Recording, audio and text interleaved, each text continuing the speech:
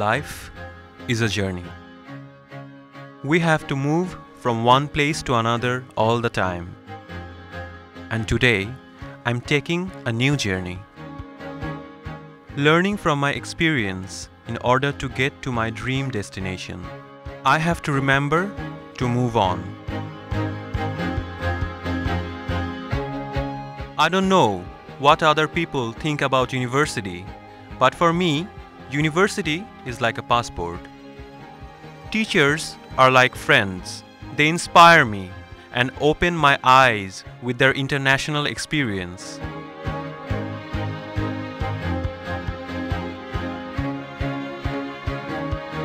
I have a dream to see the whole world.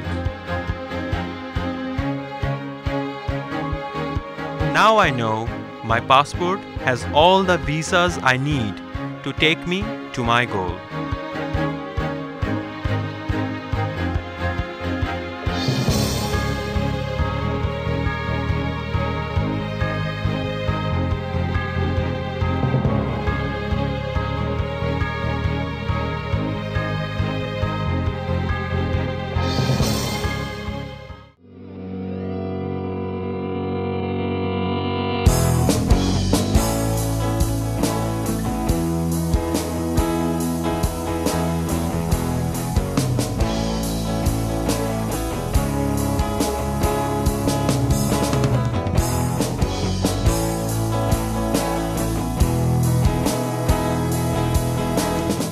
Welcome to ULABIAN.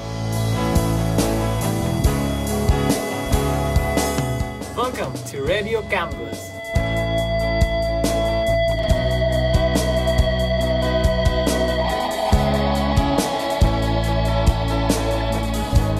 Welcome to ULAB TV.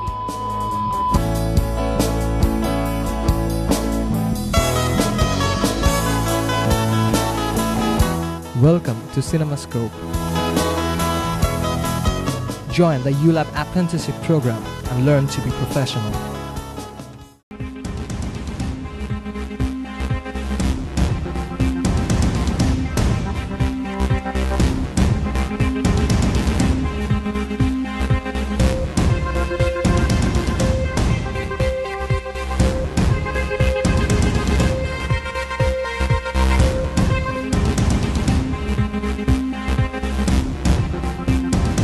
উজ্জ্বল ভবিষ্যতের লক্ষ্যে আয়োজিত হয়ে গেল seminar career for ইউলাবিয়ান।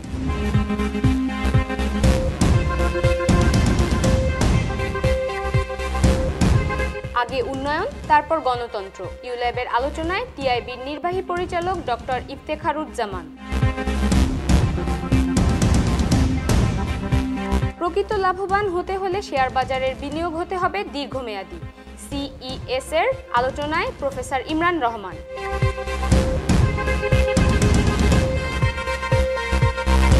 IT সেক্টরে দক্ষ কর্মী গড়ে তোলার উদ্দেশ্যে ইউল্যাবে কর্মশালা।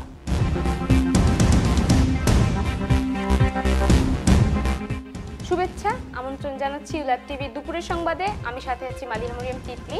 শুনছিলেন শিরোনাম, এবার পুরো খবর।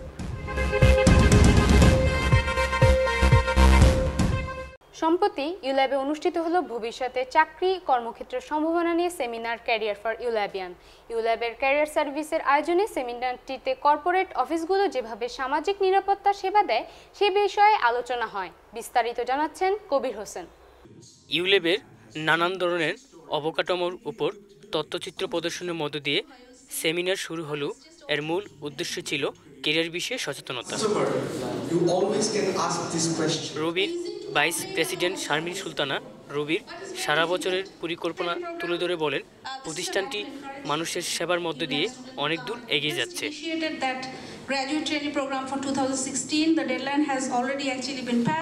সেমিনারে কর্পোরেট চাকরির সুযোগ সম্ভাবনার বিস্তারিত আলোচনা ছাড়াও তিনি বলেন, ভালো চাকরি করতে হলে নিজেকে দক্ষ এবং সৎ হিসাবে প্রমাণ করতে হবে।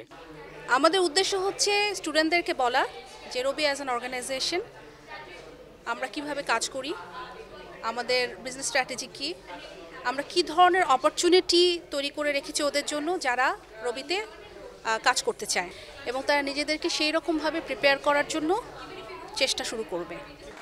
কবির হোসেন, ইউল্যাব টিভি, ঢাকা। ইউল্যাবে মিডিয়া স্টাডিজ অ্যান্ড জার্নালিজম বিভাগ কর্তৃক হয়ে গেল seminar one fighting corruption in Bangladesh engaging the youth. অনুষ্ঠানের প্রধান অতিথি হিসেবে ছিলেন টিআইবির নির্বাহী পরিচালক ডক্টর ইফতেখারুজ্জামান। বিস্তারিত মোহাম্মদ জাকারিয়া রিপোর্টে। Bangladesh Institute of International and Strategic Studies. So, since one fighting corruption in Bangladesh engaging the youth শীর্ষক এক সেমিনারের আয়োজন করে ইউল্যাবের মিডিয়া স্টাডিজ অ্যান্ড জার্নালিজম বিভাগ। সেমিনারে প্রধান অতিথি হিসেবে উপস্থিত ছিলেন টিআইবির নির্বাহী পরিচালক ডক্টর ইফতেখারুজ্জামান। তিনি তার বক্তব্যে দুর্নীতির বিরুদ্ধে যুদ্ধ করতে চান বলে জানান।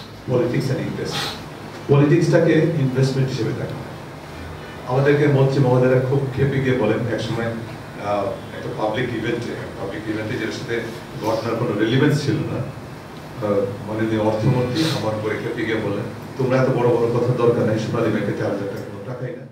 সকলে সচেতনভাবে কাজ করতে পারলে বাংলাদেশের দুর্নীতি কমানো সম্ভব বলে তিনি আশা করেন। যত বেশি বিচারহীনতা প্রতিষ্ঠিত হবে তত বেশি কোশ্চেন আমাদের মধ্যে আসবে।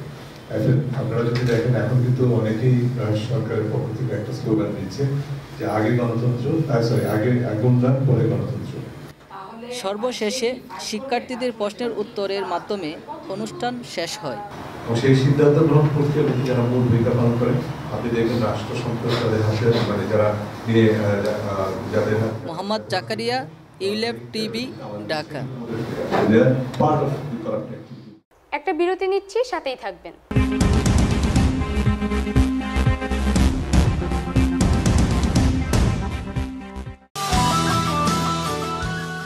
University of Liberal Arts Bangladesh.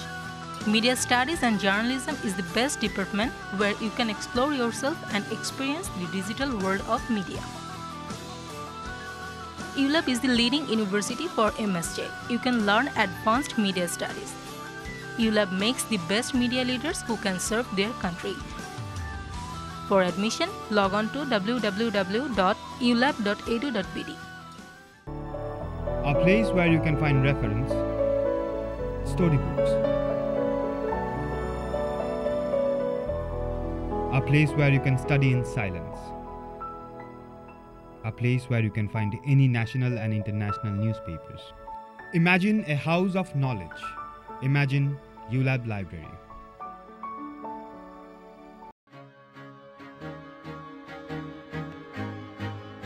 Life is a journey. We have to move from one place to another all the time. And today, I'm taking a new journey. Learning from my experience in order to get to my dream destination. I have to remember to move on. I don't know what other people think about university, but for me, university is like a passport. Teachers are like friends. They inspire me and open my eyes with their international experience.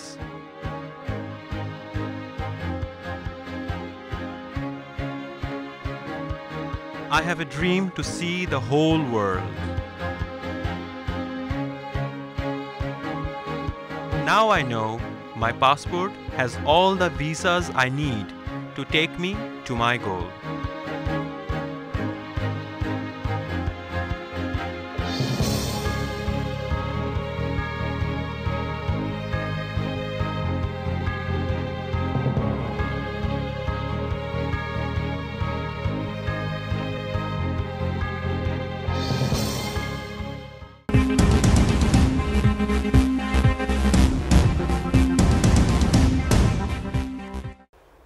আমন্ত্রণ আরেকবার, আপনারা দেখছেন ULAB TV. সম্প্রতি ইউল্যাবের center for society and enterprise ও Haji Ahmed brothers সিকিউরিটির উদ্যোগে বনানীতে অনুষ্ঠিত হয়ে গেল টেকনিক্যাল অ্যানালাইসিসের ওপর প্রশিক্ষণ কর্মসূচি।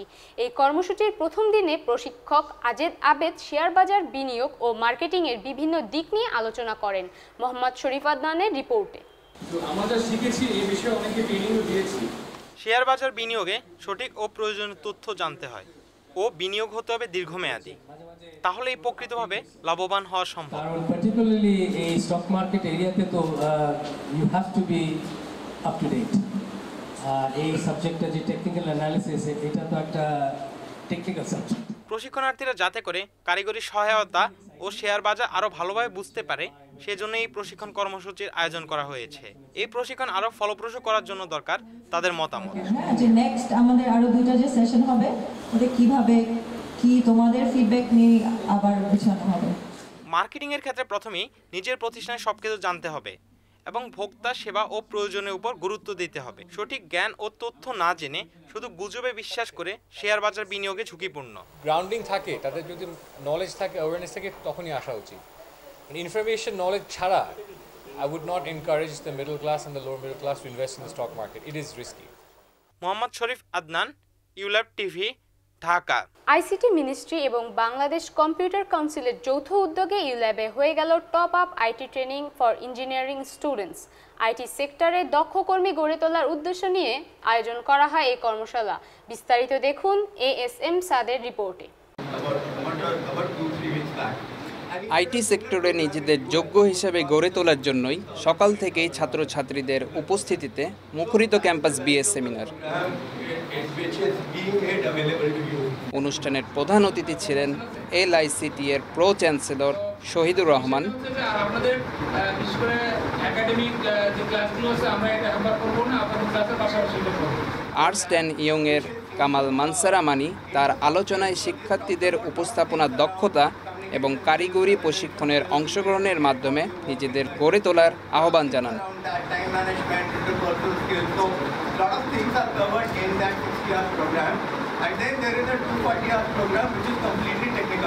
একাডেমিক পড়ালেখার পাশাপাশি যদি শিক্ষার্থীরা কম্পিউটারের বিভিন্ন প্রোগ্রামিংয়ে দক্ষ হিসেবে নিজেদের গড়ে তুলতে পারে, তাহলে কর্মক্ষেত্রে তারা অনেকটাই লাভবান হবেন, এমনটাই বলা যেতে পারে।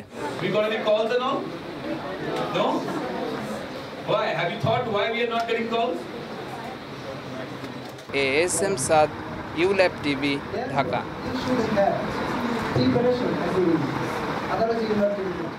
এই ছিল এখনকার মতো। সাথে থাকার জন্য ধন্যবাদ সবাইকে।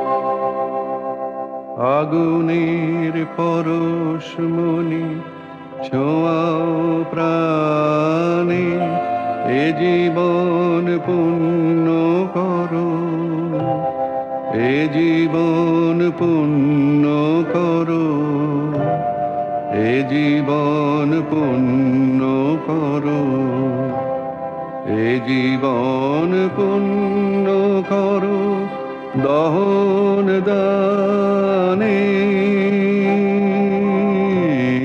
আগুনের পরশমণি ছোঁয়াও প্রাণে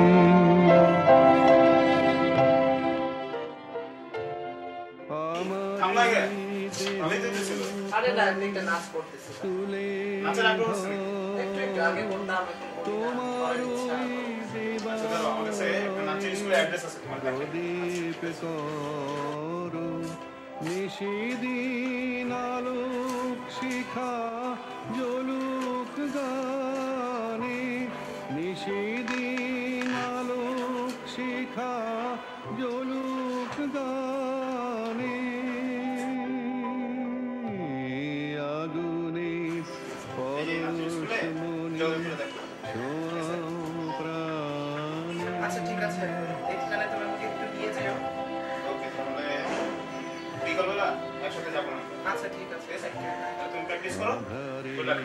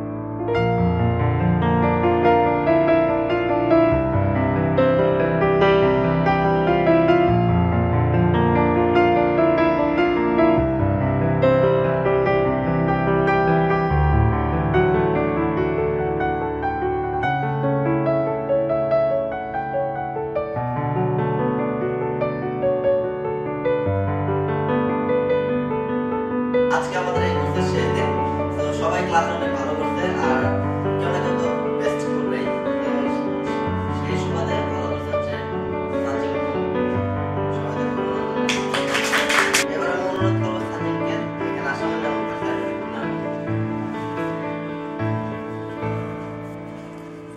Sajid you are the best সাসি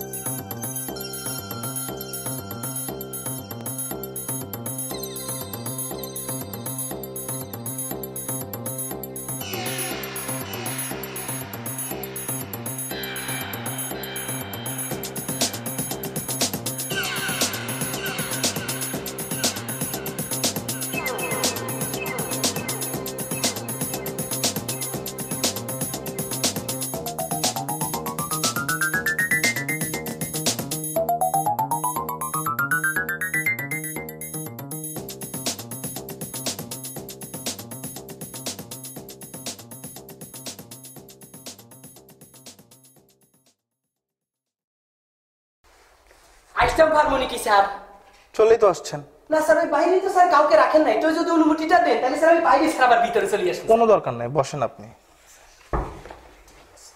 বসলাম স্যার আপনার সব কাগজপত্রগুলো দেখছি মোটামুটি ভালোই বাট সিভির ভিতরে আপনার নাম দেয়া নাই আপনার নামটা কি বুঝলাম না বিষয়টা স্যার এত ইজি একটা কোশ্চেন বুঝেন না আপনি আপনারা জিজ্ঞাসা করতেছি যে আপনার নামটা কি ওই যে স্যার আবার বললেন আমি তো বুঝলাম না বিষয়টা স্যার আহারে আপনারা জিজ্ঞাসা করতেছি যে আপনার নামটা কি এই তো স্যার আবার বললেন আমার নাম টাকি কিভাবে হয় আপনি হই মাছ আছে বোয়াল মাছ ইলিশ মাছ জাগুর মাছ ফাঙ্গাস মাছ আপনি পুঁটি মাছ বলতে পারতেন সে জায়গায় আপনি টাকি মাছ কিভাবে বলেন আরে ভাই বুঝেন নাই আপনি আপনারা আমি বলতে চাচ্ছি যে আপনার নামটা কি আবার কইলেন আমার নাম টাকি কিভাবে হয় আহারে ভাই আপনার বাবা আপনার একটা নাম রাখছে না ওই জিনিসটা কি কফি আনা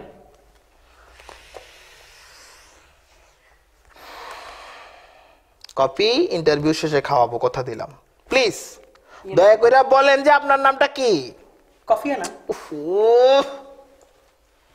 কফি খাওয়াইতে পারবো না ইন্টারভিউ অফিসার শিখেও কফি চায় নাকি আরে আপনার নাম বলেন মিয়া কফি আনা রে ভাই আপনি কথাটা বুঝছেন না কেন আপনারা আপনার নামটা জিজ্ঞাসা করতেছি আমি আরে স্যার আপনি বুঝেন নাই তাই কি এই যে এতক্ষণ যাবত আমি কি বলতেছি তাই আমার নাম মাই নেম ইজ ইয়া কপি আনান কি ফিকুলিয়ার কি বলছেন ফিকুলি নেই ফিকুলিয়া সাসি নাম কাকা বিদেশ থেকে বিয়ে করছে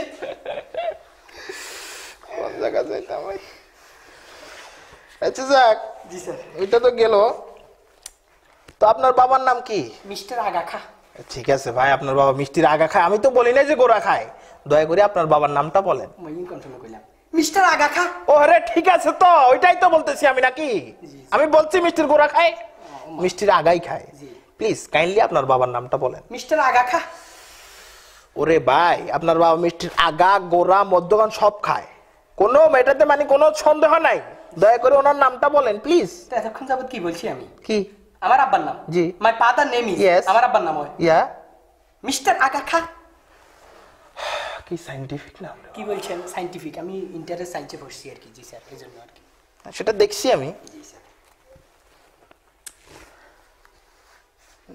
ভয় লাগতেছে আর কি আপনারা বলতে কি না যেন আমি বলি দেন স্যার বলবো হ্যাঁ স্যার আমি অনার্স মাস্টার্স পিএইচডি সব করা তো কোনো সমস্যা নেই স্যার আপনার বাড়ি কোথায় কাশিনি স্যার যেটা সন্দেহ করছিলাম কাশি নেন একটু স্যার ক্যাশ বিল করে দেওয়া যায় তাহলে কাশি গেলে জি স্যার ক্যাশ স্যার আপনার বাড়ি কোথায় কাশিনি স্যার হালকা করে একটু স্লাইটলি কাশি নেন আপনি হালকা করে জি স্যার হালকা করে কাশি দিছি স্যার আপনার বাড়ি কোথায় ভাই কাশিনি স্যার ওহো আপনি দাঁড়ায় দাঁড়ায় কাশেন মিয়া বসে বসে কাশেন যেমনে মন চায় এমনি কাশ আচ্ছা যেমনে মন চায় এমনি তাহলে আমি জি স্যার ভালো করে কাশি প্লিজ কাইন্ডলি জি sir tell me assist me আপনার বাড়ি কোথায় ওমা এতক্ষণ যাবত কি বলছি তাইলে কি বলছেন আমার বাড়ি বাই বিলেশ টাউন হ্যাঁ ইজ সেটা আর কি কাশিনি মানে আপনার গ্রামের নামই কাশিনি জি স্যার ওরে বাপরে কোন জগতে আইছি আমি আচ্ছা যাই হোক আপনার কোনো অভিজ্ঞতা সৌদি আছে কিসে স্যার মানে মানে মানে সৌদি সৌদি মানে সৌদি মানে সৌদি তো ও মামা খাইছে খাইছে জি জি ঠিক আছে বিষয়টা বুঝছি আমি স্যার না মানে আপনি সৌদি ছিলেন আগে বলবেন না আল্লাহর পাশে ছিলাম স্যার পাশে মানে সৌদির পাশে ছিলেন জি স্যার পাশেই ছিলাম আমি স্যার ডিস্ট্রিক্টের কথা বলতেছেন না দেশ আপনি কি মক্কা ছিলেন না মদিনা ছিলেন ও মা কিন্তু বুঝলাম না স্যার আমি যে পাশে ছিলাম বাম পাশে ছিলাম স্যার বাহরাইন বাহার কাছাকাছি কিছু কিন্তু বুঝতেছি না স্যার বিষয়টা মানে আপনি সৌদির পাশে মানে কুয়েত না বুঝেন না তাহলে আপনি স্যার আমি তো সৌদি আবাসের হেল্পার ছিলাম পাশে যেটা বলতেছিলাম আর কি জি স্যার অ্যাকশন কমে গেছে সেটা হলো যে কি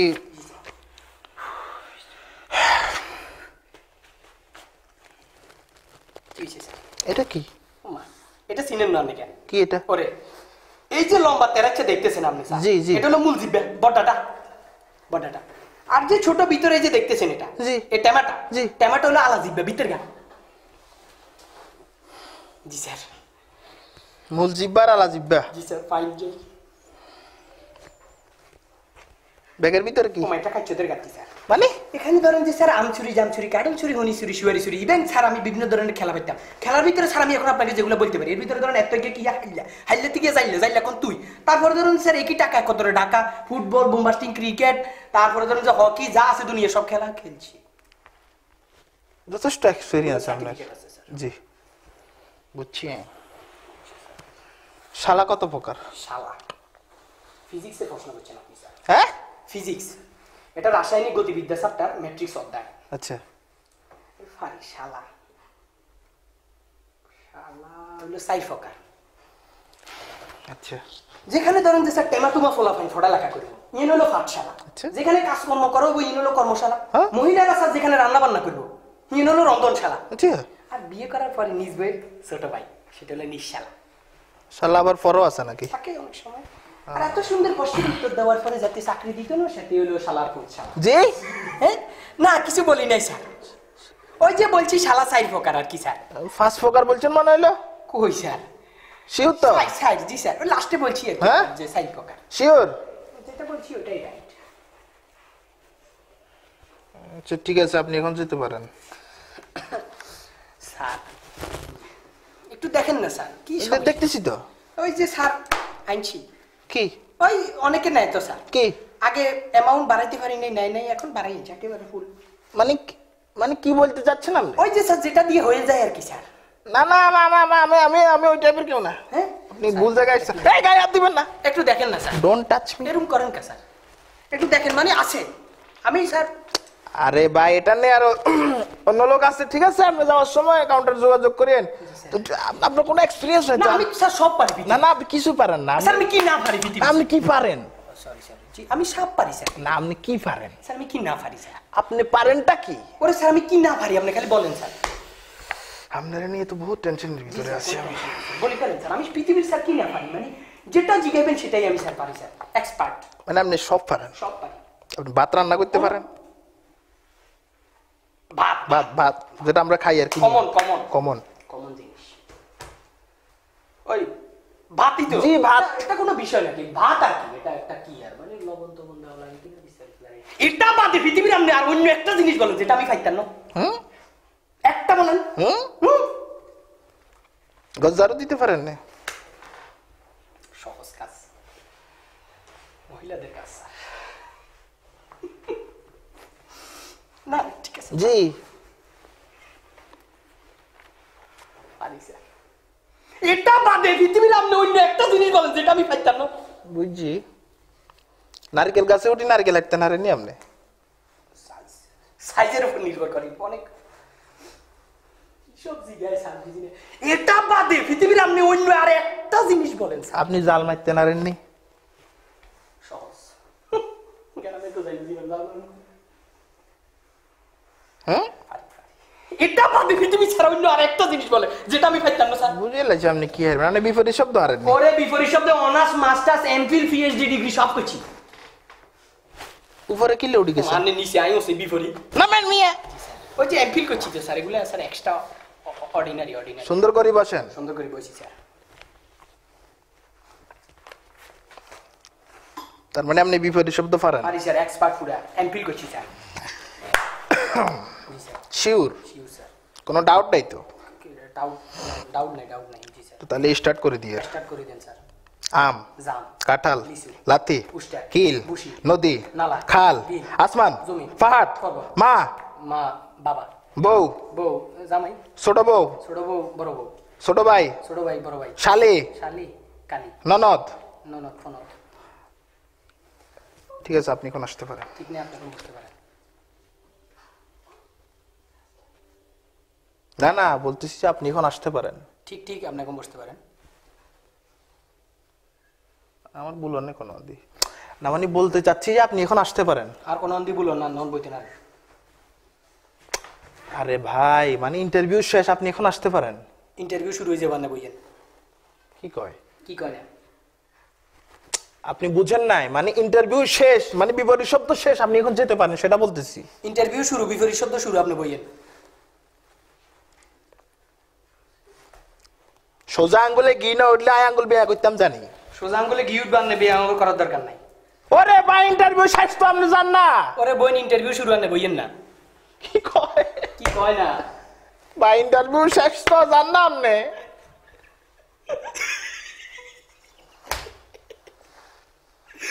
বইন ইন্টারভিউ শুরু আপনি বইয়েন। ও আল্লাহ ভাই জ্বালাইয়েন না ইন্টারভিউ শেষ আপনি যান প্লিজ বইন ইন্টারভিউ শুরু আপনি বইয়েন। এই মিয়া বাগলান এই মিয়া বইয়েন সাথে কাম করো ভাই প্লিজ ইন্টারভিউ শেষ আপনি যান বইন ইন্টারভিউ শুরু আপনি বইয়েন। কথা বুঝেন না আপনি বুঝেননি আপনি আর কথা ইন্টারভিউ শেষ আপনি যান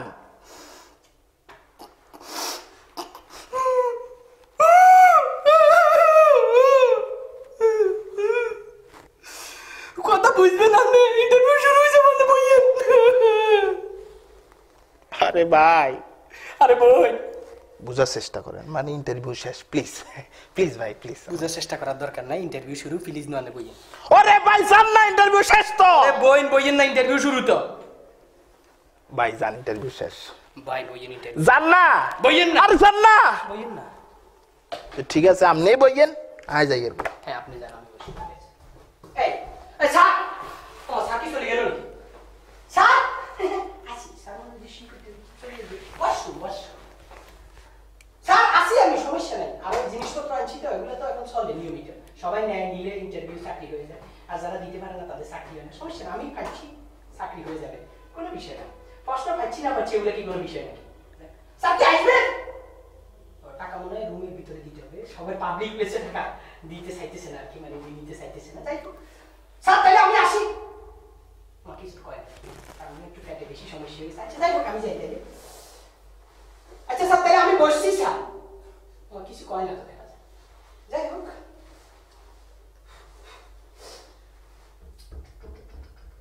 স্যার আমি আসি সমস্যা না আপনি আসেন ও আসবেন নাকি স্যার ও আসবে বলছি তাহলে আমি বসি ঠিক আছে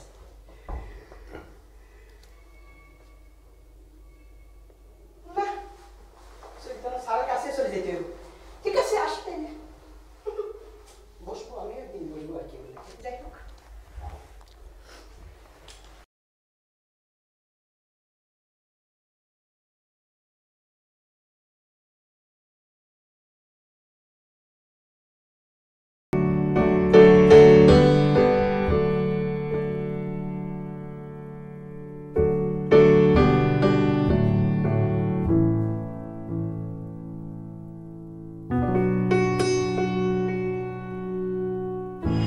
আমার ঢাকা শহরে চড়ার জন্য প্রিয় বাহন রিক্সা।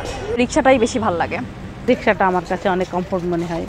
অবভিয়াসলি রিক্সা, গার্লফ্রেন্ড নিয়ে ঘোরা যেতেছে, ফ্রেন্ড সার্কেল মৌজ মস্তি করা যেতেছে। এখন জামের মধ্যে যখন পড়ে যেতেছি তখন আমি দেখা যাচ্ছে সিএনজির মধ্যে যদি থাকি গরমে অসহায় অবস্থা, কিন্তু এখন রিক্সা থাকলে একটু বাতাসও পাওয়া যেতেছে, মৌজ মস্তি হতেছে। বায়ু দূষণ নাই, অর্থাৎ বায়ু দূষণ হয় না এবং রিক্সা চড়ে ঢাকার যে কোনো জায়গায় যে কোনো প্রান্তে যে কোনো স্থানে যাওয়া যায়।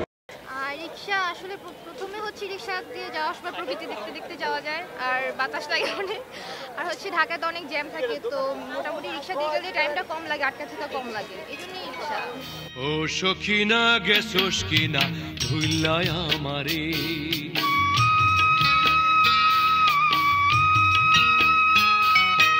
ও সখিনা গেছোস কিনা ভুল্লায় আমারে, ও সখিনা গেছোস কিনা ভুল্লায় আমারে।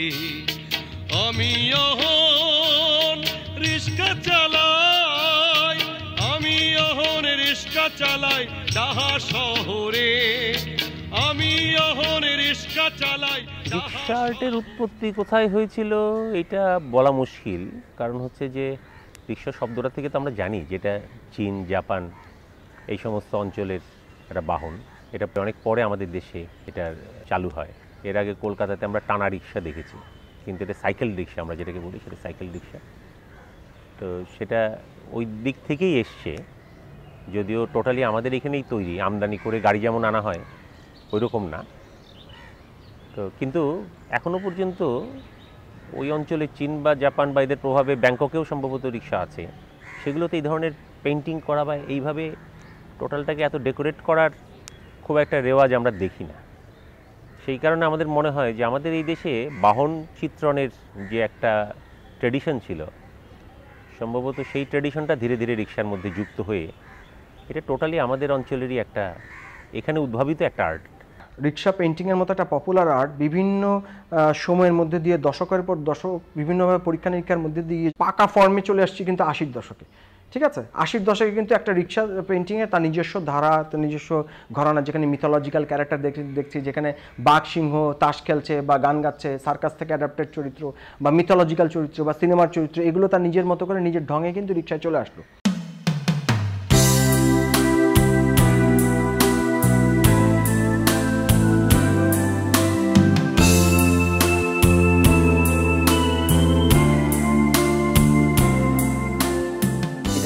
পাকিস্তান, ইন্ডিয়া, বাংলাদেশ এই অঞ্চলের একটা অনেক অনেক অনেক বছরের ট্র্যাডিশন, মানে এই যে যানবাহনের উপরে ছবি আঁকা। তবে পেইন্টিংয়ের অনেক চেঞ্জ এসছে মোটিভের। হ্যাঁ, একটা সময় সিনেমার ব্যানারে ঢুকে গেছে, এখন দেখা যাচ্ছে যেমন হাতে আঁকার ভিতরেও ছবির অনেক ধরনের চেঞ্জ আসলো, মোটিভের চেঞ্জ আসলো, গল্পের পরিবর্তন এসছে। কখনো দেখা গেছে বাঘ, ভল্লুক এদের গল্প নিয়ে, রূপকথার গল্প নিয়ে পিছনে ছবি আঁকা হয়েছে, কখনো তাজমহল নিয়ে আঁকা হয়েছে, কখনো সিনেমার নায়ক নায়িকা যে নায়ক নায়িকা যখন পপুলার হচ্ছে তখন তারাই রিক্সার পিছনে চলে আসছে মোটিভ হিসাবে। আমি এমন একটা সময়ের কথা বলছি যেই সময় চলচ্চিত্র ছিল একমাত্র বিনোদন মাধ্যম শহরে, যেখানে যখন টেলিভিশনের সাথে তার কোনো প্রতিযোগিতা ছিল না, ইন্টারনেট বা অন্য কোনো রকম মাধ্যমের সাথে তার কোনো রকম প্রতিযোগিতাই ছিল না। একটা সিনেমা যখন সিনেমা হলে রিলিজ হচ্ছে, ঠিক সেই সাথে সাথে সেটার ওই একটা রিক্সার পিছনে তার ছবি থাকার কারণে বা তার পেন্টিং থাকার কারণে কিন্তু সেটা পুরো শহরবাসীর কাছে প্রচার হয়ে যাচ্ছে।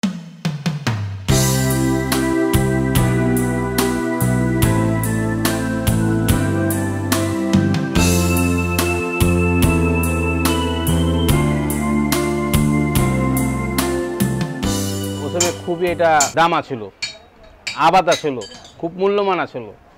ওসবে মালিকরা শৌখিন ছিল, কম্পিটিশন করে একটা ডিজাইন করে গাড়ি বানাইতো। তো আমার ভাইয়েরা কাজ করতো, ওই সময় আমার ভাইয়েরা কাজ ছেড়ে দিব দেখা আমাদের ঐতিহ্য থাকবো, এই কারণে আমাকে নিয়ে সার্কিটে কাজ করালো। প্রথম আমরা যখন ছবি আর্ট করতাম ওই ব্যাকগ্রাউন্ড একটা সিনারি হতো, হ্যাঁ, আর ছবিগুলো হতো ফুল ফেজ আর কি। আর এখন বর্তমানে এখন তো হয় ধরুন হাফ ছবি, খালি ফেজ টানে আর 2-3টা ফেজ দিয়ে একটা ছবি রিক্সা বোর্ড কমপ্লিট করে ফেলে আর কি।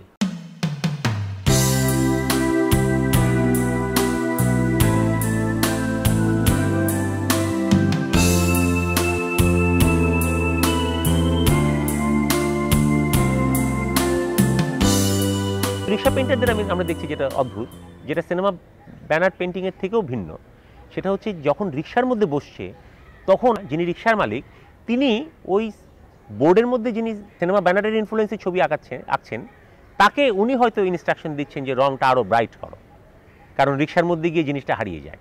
ফলে এইখানে ওই রিকশার ব্রাইটনেসটাকে রক্ষা করার জন্য আমরা দেখছি যে সরাসরি কোনো মিশ্র রং না, লাল নীল বেশ কিছু, বিশেষ করে জামার জায়গাগুলোতে লাল নীল রঙের ব্যবহার আছে।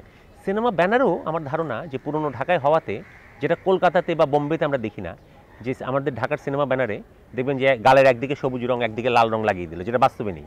এটা আমার ধারণা যে পুরনো ঢাকার লোকশিল্পের এবং পুরনো ঢাকার যে নানা ধরনের আরও আর্ট আছে, যেমন ধরুন থালা বাসনের মধ্যে কিছু ছবি করে, ট্রাঙ্ক ডেকোরেশন করে, এইগুলো থেকে যে রুচি ডেভেলপ করলো সেই রুচির রিফ্লেকশন। মালিক রাস্তাতে চিন্তা করে যে আমাদের তো গাড়ি চলে না রাস্তাঘাটে, তা আমরা কিভাবে আমরা গাড়ি বানাবো, কিভাবে চলুক। আজকে যদি বিএপি রোড যদি না থাকতো, যে কোনো জায়গায় রিক্সা চলে ওই জায়গায় আমাদের গাড়িও চলতো। এই কারণে কাজ আমাদের কমে গেছে গা, যাই টুকটাক করে চলতেছি, কোনোরকম বেঁচে আছি।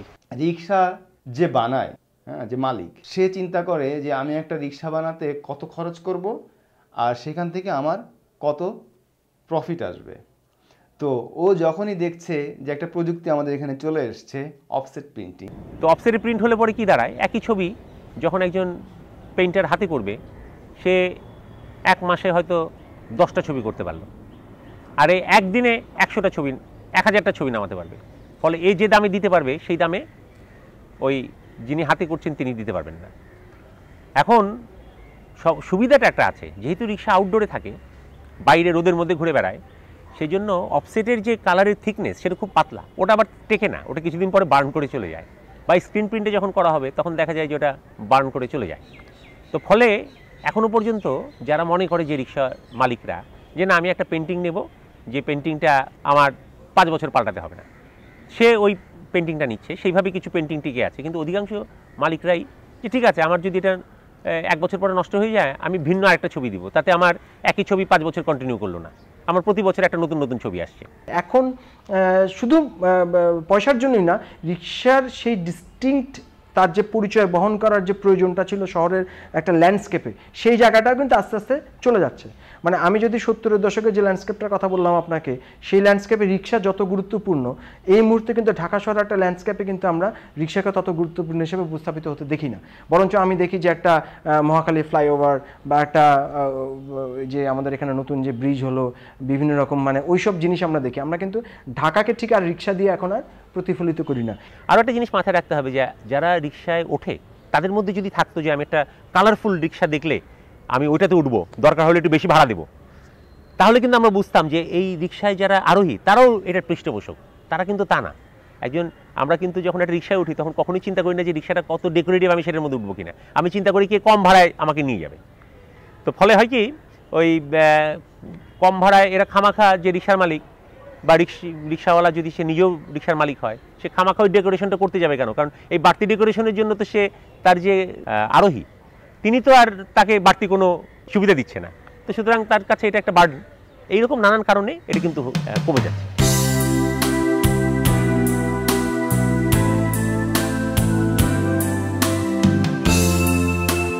যারা রিক্সা পেইন্টিং করে তাদের এখন কিন্তু মানে একটা বড় অংশের জীবিকার একটা বড় একটা জায়গা হয়ে গেছে বিদেশিরা। বিদেশিরা এখন তাদের ছবি কেনে, রিক্সার মালিকরা তো এখন আর কিনছে না তেমন। টুরিস্টরা যে আসে, অনেকে আসে মানে এটা উল্লেখ করে আছে কি বাংলাদেশের একটা রিক্সা খুব সুন্দর দেখতে, ভালো, ওটার মধ্যে ঘুরলেও ভালো লাগে, ওদেরকে চললে ভালো লাগে, এটা উল্লেখ করে মানে অনেকে আসে। গত 2-3 মাস আগে 2টা আমেরিকা নিয়ে গেছে রিক্সা, ওনার কাছে চয়েস লাগছে লিয়ে গেছে। ওনারা যেভাবে রিক্সা চায় ওইভাবে বানা দেয়, যে বড় সাইজ করে বড় সাইজই দেয়, যেরকম ওনারা চায় ওরকমই বানা দেয়। ওনাকেও ঐতিহ্যের কারণে আমরা একটু চলে আর কি ফিগার করে গেতাছি আর কি। আমি আমাদের কাছে আমার সন্তানও শেখাবো না, এবং কেউ যদি আমার কাছে শিখতে হয় তারাও শেখাবো না।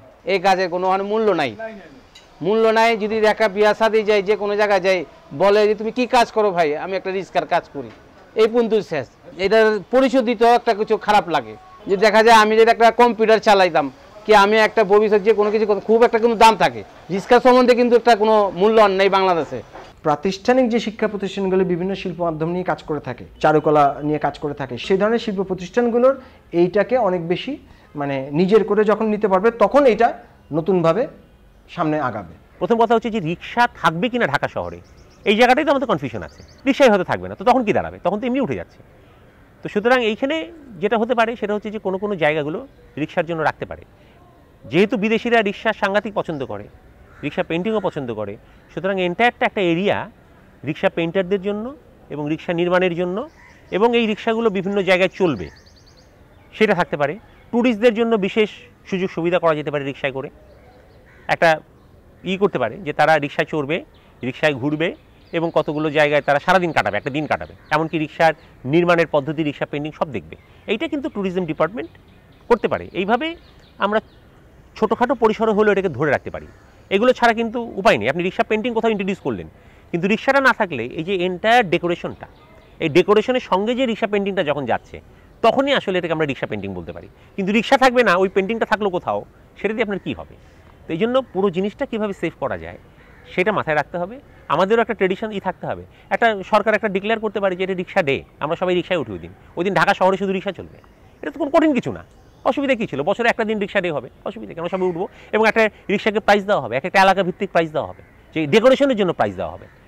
তখন রিক্সাওয়ালারা কিন্তু ওই প্রাইসটা পাওয়ার জন্য সারা বছর তার এটা করে যাবে, কাজগুলো করে যাবে। এগুলো খুব কঠিন কিছু না, কিন্তু আমাদেরকে ওই রিক্সার মধ্যে রেখে এটাকে সার্ভাইভ যদি করাতে পারি তাহলেই কেবল এটা সার্ভাইভ করবে।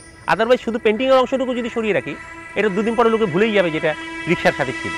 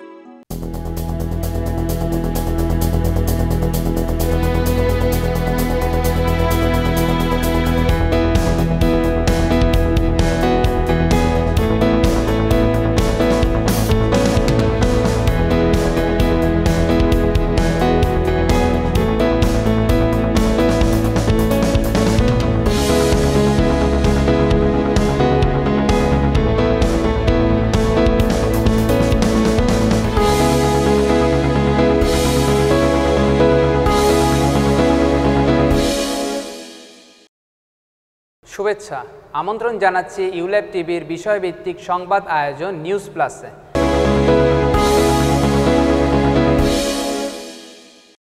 দেশ বিদেশের আকর্ষণীয় কিছু স্থান ও প্রতিষ্ঠান নিয়ে নিউজ প্লাসের আজকের এই আয়োজন, আর এইসব কিছু নিয়ে আপনাদের সাথে আমি আছি ASM সাদ।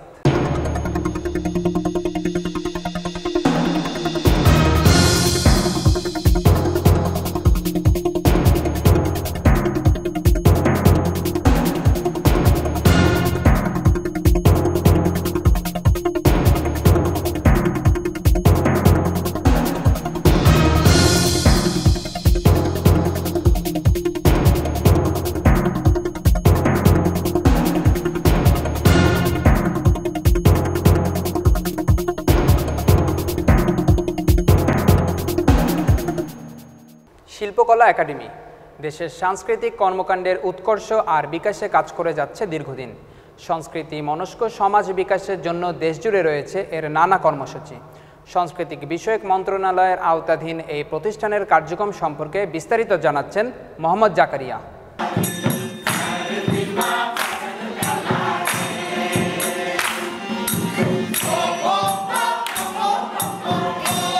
ঢাকার রমনা সেগুনবাগিচায় অবস্থিত বাংলাদেশ শিল্পকলা একাডেমি স্বাধীনতার পর জাতীয় সংস্কৃতিক গৌরবময় বিকাশকে জাতীয় আন্দোলন হিসাবে গড়ে তুলতে 1974 সালে 19 ফেব্রুয়ারি জাতীয় সংসদে পাশ হয় বাংলাদেশ শিল্পকলা একাডেমি অ্যাক্ট। এরই সূত্র ধরে জন্ম বাংলাদেশ শিল্পকলা একাডেমির। বাংলাদেশের সব জেলায় শিল্পকলার একাডেমির কর্মকাণ্ড রয়েছে। আমি জন্মেছি বাংলায়, আমি বাংলায় কথা বলি, আমি এই বাংলার আলপথ দিয়ে হাজার বছর চলি। মূল কাজ সংস্কৃতি বিষয়ে গবেষণা এবং জাতীয় সংস্কৃতি বিকাশ ও উন্নয়ন সাধন।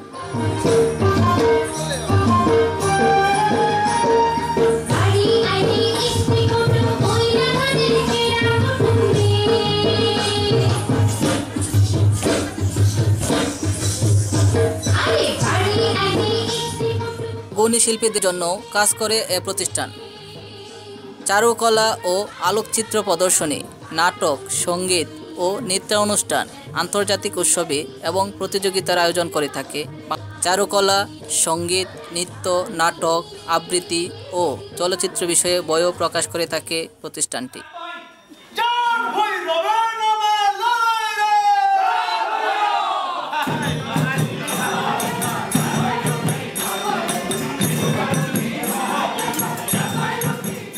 প্রশিক্ষণ আয়োজন করে সংস্কৃতির সকল শাখায়। বিভিন্ন পুরস্কার এবং সম্মাননাও প্রদান করে বাংলাদেশ শিল্পকলা academy. Mohammad Zakaria, ULAB TV, Dhaka. যতদিন তোমার হাতে দেশ পথ হারাবে না বাংলাদেশ, এই স্লোগান দিয়ে এগিয়ে যাচ্ছে দেশের সবচেয়ে জনপ্রিয় বাংলা দৈনিক প্রথম আলো। 1998 সালের 4 নভেম্বর থেকে প্রকাশ হওয়া পত্রিকাটি সাংবাদিকতা আর পাঠক সম্পৃক্ততায় দেশের সংবাদগুলোর মধ্যে শীর্ষে। জনপ্রিয় এই দৈনিকের কথা জানাচ্ছেন সাবরিনা আলম। রেমন ম্যাগসেসায় পুরস্কারপ্রাপ্ত সাংবাদিক মতিউর রহমান প্রথম আলো পত্রিকার প্রতিষ্ঠাতা সম্পাদক এবং প্রকাশক। ব্রডশিট আকারে মুদ্রিত এবং নিউজ প্রিন্ট কাগজে ছাপা এই পত্রিকাটির কলাম সংখ্যা 8, নিয়মিত পৃষ্ঠা 24 এবং সপ্তাহে 4 দিন মূল পত্রিকার সঙ্গে একটি ম্যাগাজিন প্রকাশিত হয়। প্রথম আলোর নিয়মিত আয়োজনে থাকে সংবাদ সম্পাদকীয়, সারা দেশ, বিশাল বাংলা, সারা বিশ্ব, খেলাধুলা, বিনোদন, পড়াশোনা, কম্পিউটার প্রতিদিন এবং চিঠিপত্র। ম্যাগাজিন বা ফিচার পাতা হিসেবে রয়েছে শনিবারে ছুটির দিন, রবিবারে স্বপ্ন নিয়ে ও বন্ধুসভা, সোমবার রসালো এবং মূল পাতায় টেকসই, মঙ্গলবার নকশা, বুধবারে অধুনা, বৃহস্পতিবার আনন্দ এবং শুক্রবারে সাহিত্য সাময়িকী, গোল্লাছুট এবং চাকরি বাকরি। শুধু চট্টগ্রাম অঞ্চলের পাঠকদের জন্য সপ্তাহে 3 দিন প্রকাশ হয় আমার চট্টগ্রাম এবং প্রতিদিনই মূল কাগজে উত্তরাঞ্চলের পাঠকদের জন্য আলোকিত উত্তর, দক্ষিণাঞ্চলের পাঠকদের জন্য আলোকিত দক্ষিণ এবং আলোকিত সিলেট নামে বিভিন্ন আঞ্চলিক আয়োজন থাকে। যাত্রা শুরুর কয়েক বছরের মধ্যেই প্রথম আলো বাংলাদেশের জনপ্রিয়তম সংবাদপত্রে পরিণত হয়েছে। পথ হারাবে না বাংলাদেশ, এই স্লোগানের মাধ্যমে প্রথম আলো তার লক্ষ্য এবং উদ্দেশ্য বুঝিয়ে দেন। যতদিন তোমাদের হাতে দেশ, পথ হারাবে না বাংলাদেশ। Sabrina Alam, ULAB TV, Dhaka.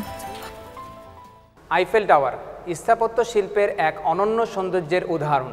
শত বছরের পুরনো এই আকাশছোঁয়া টাওয়ারের আবেদন আজও কমেনি এতটুকু। আইফেল টাওয়ারের নেপথ্যের গল্প আর নির্মাণ শৈলী নিয়ে বিস্তারিত জানাচ্ছেন মেহেদী হাসান নাইম। উচ্চতা 324 মিটার, 40 বছর যা ছিল পৃথিবীর সর্বোচ্চ টাওয়ার। অবস্থান প্যারিসের চ্যাম্প ডি মার্সে। 1887 থেকে 1889, প্রায় 2 বছর ধরে আইফেল টাওয়ার তৈরিতে কাজ করেন প্রায় 300 কর্মী। অপরূপ সুন্দর এ টাওয়ারের ডিজাইন করেন গুস্তাভে আইফেল।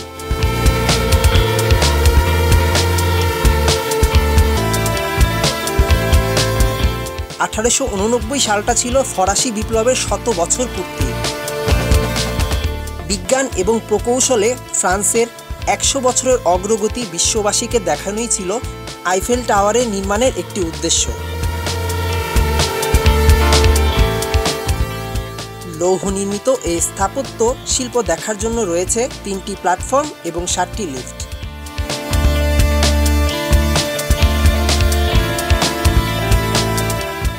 এটি এত মজবুত যে ঝড়ো হাওয়ায় সর্বোচ্চ 15 সেন্টিমিটার পর্যন্ত কাঁপতে পারে।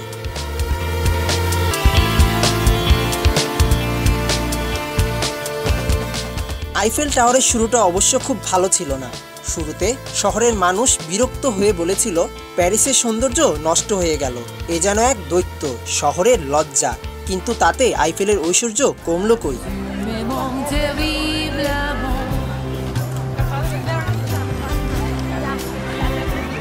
পৃথিবীর সর্বোচ্চ দর্শন পাওয়া এই টাওয়ারটি সম্প্রতি পূর্ণ করল 20 কোটিতম ভিজিটরের মাইল ফলক। মেহেদী হাসান নাইম, ইউল্যাব টিভি, ঢাকা।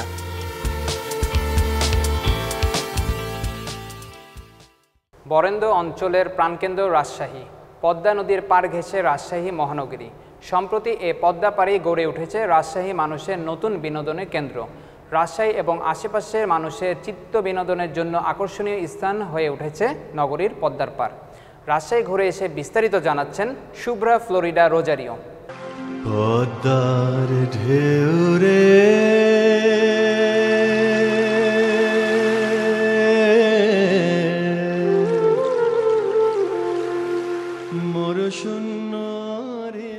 রাজশাহী শহরের দক্ষিণ প্রান্তে পদ্মা নদী। এই নদীর সঙ্গে নিবিড় সম্পর্ক এই শহরের মানুষের। কেবল জীবিকা নয়, এই অঞ্চলের মানুষের বিনোদন চাহিদা পূরণেও ভূমিকা রাখছে পদ্মা। নদীর তীর ঘেঁষে সিটি কর্পোরেশনের উদ্যোগে বিনোদন পিপাসুদের জন্য গড়ে তোলা হয়েছে মনোরম স্থাপনা, বসার স্থান।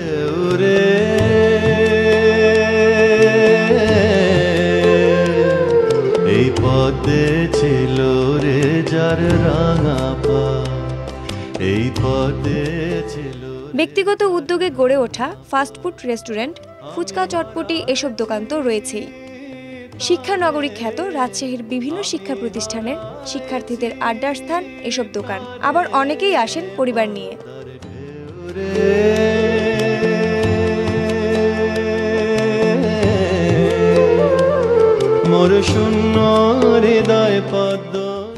এখানে বেড়াতে আসা দর্শনার্থীদের জন্য অন্যতম আকর্ষণ নৌকায় চড়ে পদ্মায় ঘুরে বেড়ানো। শিশুদের জন্য রয়েছে খেলার জায়গা, রয়েছে চিত্রা হরিণ। নগরবাসী ছাড়াও দূর দূরান্ত থেকে দর্শনার্থীরা আসেন এখানে। দুপুরের পর থেকেই বাড়তে থাকে ভিড়। বিকেল নাগাদ মুখর হয়ে ওঠে পদ্মা পার। প্রায় সব বয়সের মানুষই আসেন বিনোদনের আশায়।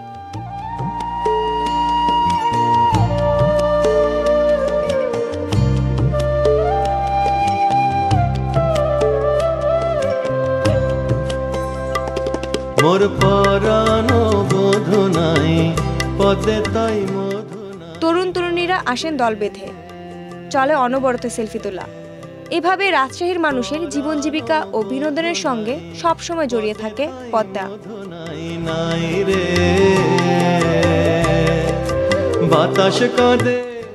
Shubhra Florida Rozario, ULAB TV, Rajshahi. এই ছিল নিউজ প্লাসের আজকের আয়োজন। সঙ্গে থাকার জন্য ধন্যবাদ সবাইকে।